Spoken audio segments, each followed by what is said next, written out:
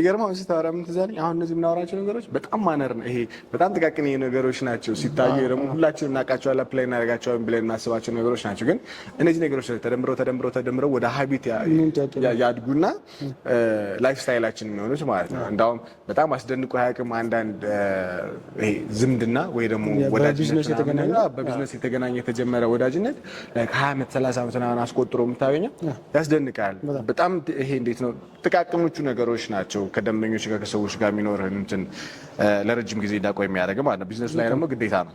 ስለዚህ ይሄኛው ቤኔፊቱ ምንም ጥያቄ የለውም።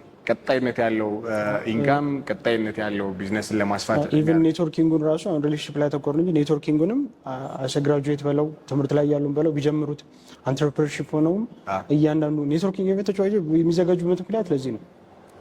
ዲፍረንት ኢቨንቶች ላይ ባለሀብቶች ተሰብስበው የምናየው ፕሮግራሙ ላይ ተሳትፈው የምናየው ለዚህ ነው። ዲፍረንት ሰዎች